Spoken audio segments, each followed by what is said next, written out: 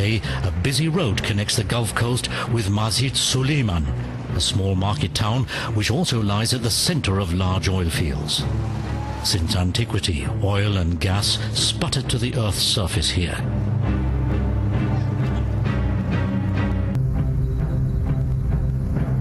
When oil bubbled here 100 years ago, great hopes were attached to it. Above all, William Knox Darcy, a speculator and adventurer who had made a fortune with gold mines in Australia. When Shah Muzaffar al-Din offered him a concession for black gold in Persia, he jumped at the opportunity.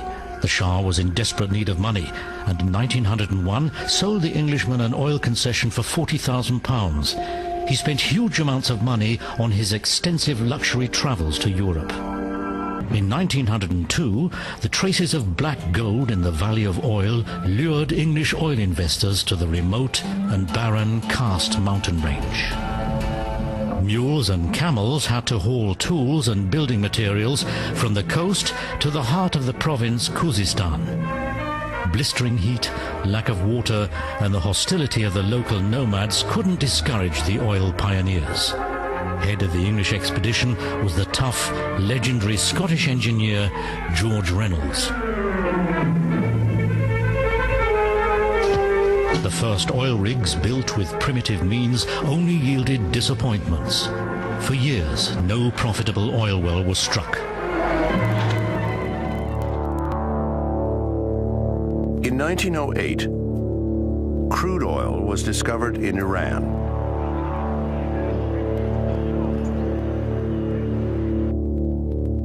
Winston Churchill, Britain's civilian head of the Royal Navy, was convinced that oil, not coal, was the fuel of the future.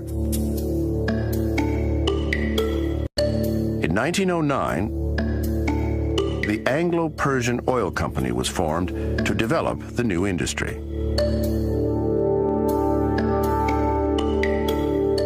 Everybody knew that sooner or later they were going to find oil across the border in what was then Ottoman Iraq. British investments increased, British presence increased, and already there were well-detailed plans to conquer at least the southern part of the country prior to World War I. Great Britain saw her power threatened by the German Reich, which challenged the Navy with a fleet of battleships.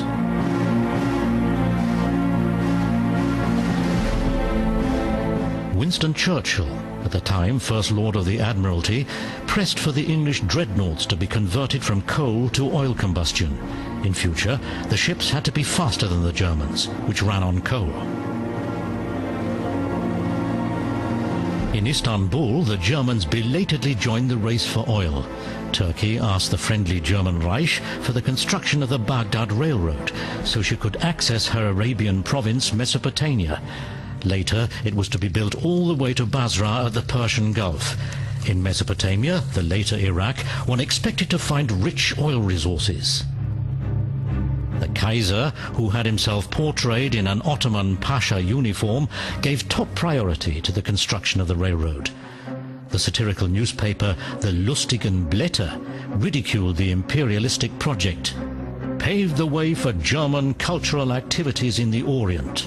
German financial interest for the project was never publicly disclosed. Only when the Kaiser exerted pressure did the Deutsche Bank agree to provide financing. Despite enormous technical difficulties, the construction of the railroad made good progress. London was concerned. She considered the Mid-East region to be part of the British sphere of interests, from which she could secure access to the gateway to India. In Persia, the English were faster.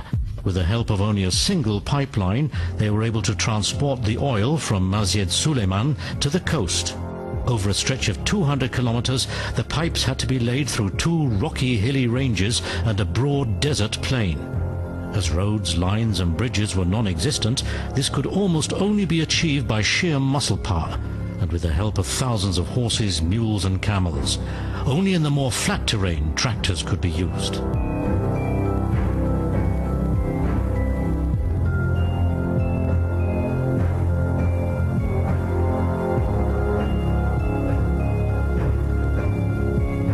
In the summer of 1912, after 1.5 years, the pipeline reached Abadan, where the first loading port and the first refinery on the Persian Gulf were constructed. Oil could now set out to conquer the world, just in time to play a major role in World War I.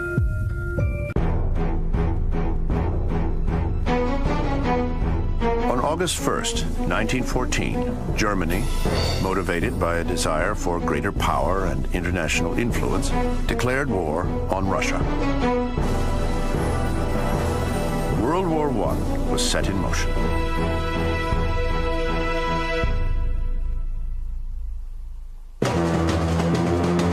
When the Ottoman Empire sided with Germany and Austria-Hungary against the Allies, the British found their commercial interests in the Middle East suddenly threatened. By November 1914, the British Army occupied Basra to defend the Anglo-Persian Oil Company's fields and refineries nearby in Iran. Beginning in 1916, the British engaged in a series of offenses that eventually led to the capture of Baghdad. They entered the city on March 11, 1917, under Lieutenant General Sir Frederick Stanley Maude. General Maude announced to the people of Baghdad, "Our armies do not come into your cities and lands as conquerors or enemies, but as liberators." The British Army continued to move north until it captured Mosul early in November 1918. Britain then controlled nearly all of Iraq. The Ottoman Turks were defeated. Oil was the blood of victory. At first at sea, where the German coal-fueled fleet was inferior to the British fleet. Now the British were determined to also bring the oil fields of Mesopotamia under their control. France pursued the same goal in the part of Mesopotamia she had conquered. In London, Prime Minister Clemenceau met his colleague Lloyd George to discuss their respective interests. Both aspired a mandate by the League of Nations in Geneva for their part of the former Turkish province, for Syria and for Iraq. As both had already shown military presence in the region, the League of Nations agreed. It was the beginning of Part 2 of European oil imperialism. The British assigned an exceptional woman, Gertrude Bell, to fulfill the League of Nations mission to build up a sovereign state in Iraq during the time of the mandate. An expert on the Orient out of Passion, who spoke perfect Arabic, she was present at all high-level talks, also participating in the discussions about border issues with the Saudi king Ibn Saud. At a conference in Cairo, she convinced the new British Secretary of State for the colonies, Churchill, to withdraw from direct rule in Baghdad and agree to the establishment of a monarchy. The Khatun, the lady, was trusted by the sheiks, as she knew better than they where the borders of their clan territory ran. In a modest tone, she wrote to her mother on the 4th of December, 1921. One way or another, I think I've succeeded in compiling a reasonable frontier. Arnold Wilson was the administrator in charge of the Iraq mandate. He argued that it was in British interest to bring civilization to Iraq, to Mesopotamia, and that this could only be done through direct English rule over the country. Thus, he brushed aside any claims of Iraqis to participate in the governance of the country.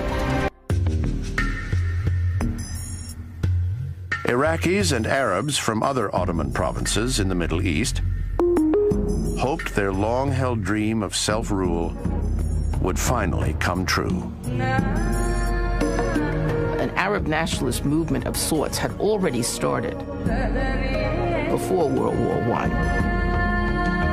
And many of the Arab army officers and civil servants and intellectuals who had been, some of them educated in Istanbul, were opposed to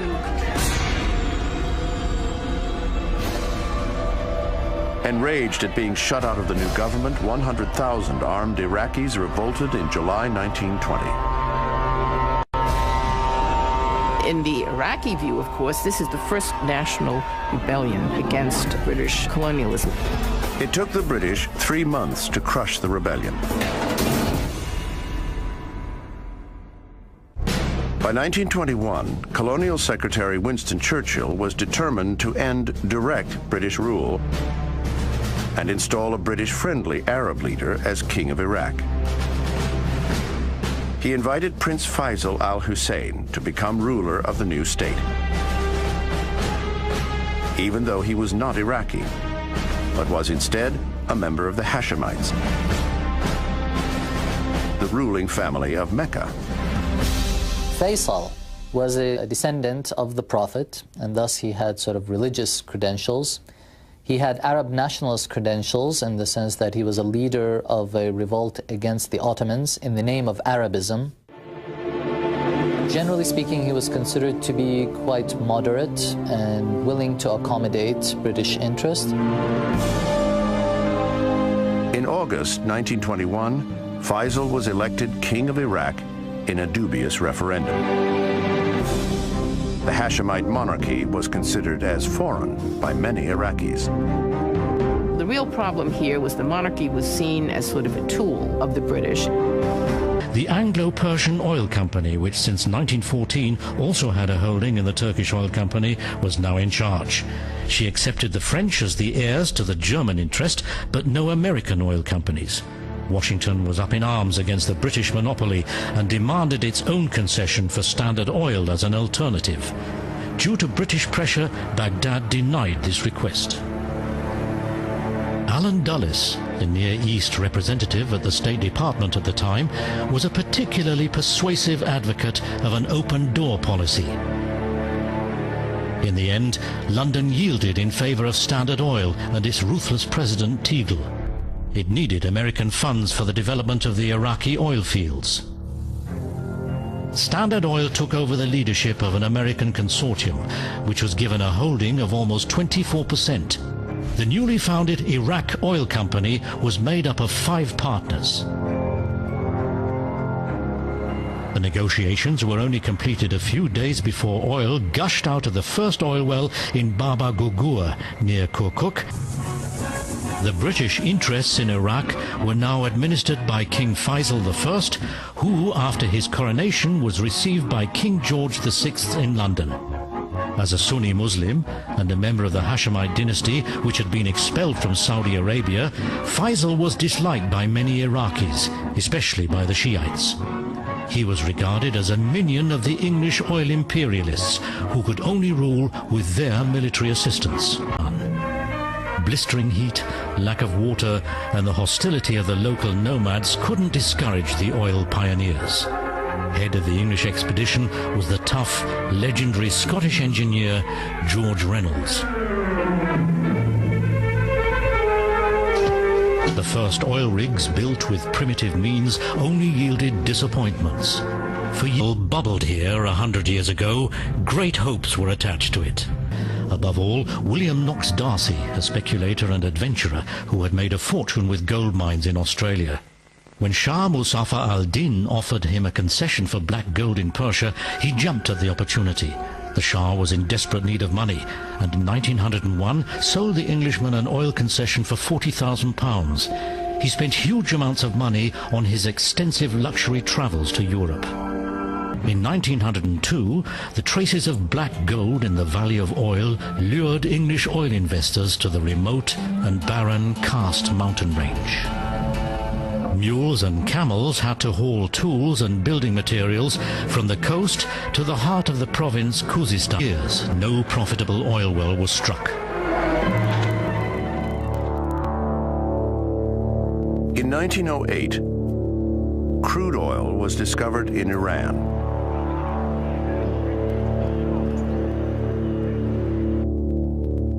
Winston Churchill, Britain's civilian head of the Royal Navy, was convinced that oil.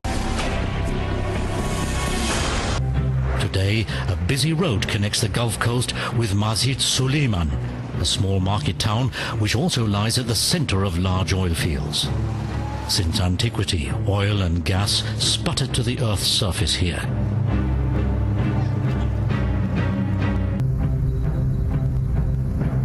When oil